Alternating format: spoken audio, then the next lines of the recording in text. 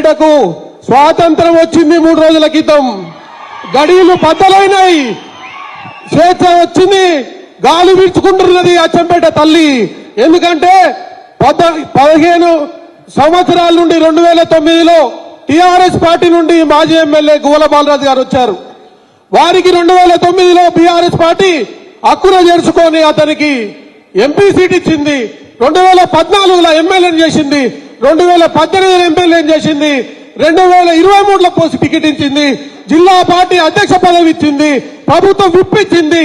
ఇంకేం కావాలి నీకు?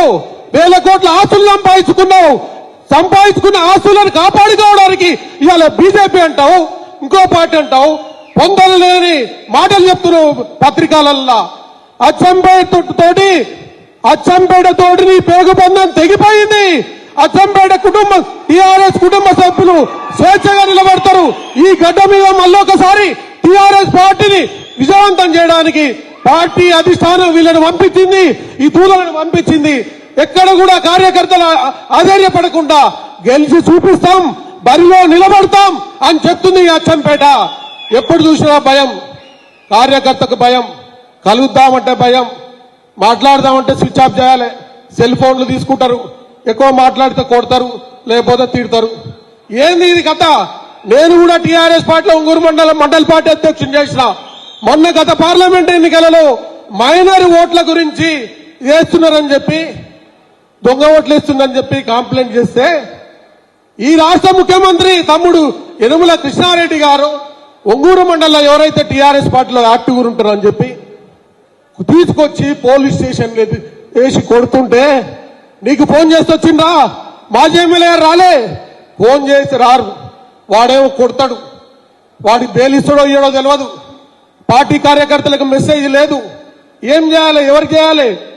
ఆ రాత్రి బెయిల్ ఇచ్చింది. మీకు ఫోన్ చేస్తే ఫోన్లు ఎత్తాడు. నాకు కాదు, ఇది అమరాబాద్లో అదే జరిగింది, లింగాలలో అదే జరిగింది, బల్మూరులో అదే జరిగింది. ఓడిపోయిన తెల్లారి నుండి 2 సంవత్సరాలు ఎవరికి చెప్పుకోవాలి మేము బాధలు? చెప్తే తిట్టే. కడుపులో పెట్టుకొని చూసుకున్నాం. మీరు చేసిన ఏ అరాచకాలైనా, మీరు చేసిన ఎటువంటి కార్యక్రమాలకు కూడా కడుపులో పెట్టుకున్నాం. ఎందుకంటే బీఆర్ఎస్ పార్టీ కన్న తల్లి పార్టీ. బీఆర్ఎస్ పార్టీ నీకు టికెట్ ఇచ్చింది, నిన్ను ప్రతినిధి చేసింది. కార్యకర్తలను జీతగాళ్ళలేగా చూడమని చెప్పలే పార్టీ. కార్యకర్తలకు స్వేచ్ఛనిచ్చి మాట్లాడమన్నది, కార్యకర్తకు కడుపు నొప్పులు వస్తే చూడమన్నది. కానీ కార్యకర్తను చెప్పులు ఇచ్చి సెల్ ఫోన్ బంద్ చేసుకొని రమ్మని చెప్పలేదు.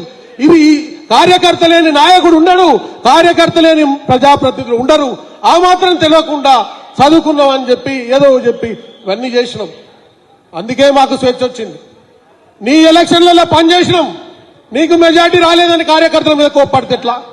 2018లో జిల్లాలో అందరికీ 50,000 80,000 వస్తే నీకు 9,000 వచ్చినాయి. 9,000 వచ్చినాయని చెప్పి కార్యకర్తల మీద ద్వేషం పెంచుకుంటే ఎట్లా? ప్రేమ పెంచుకోవాలి కదా, ప్రేమ పెంచుకోలేదు.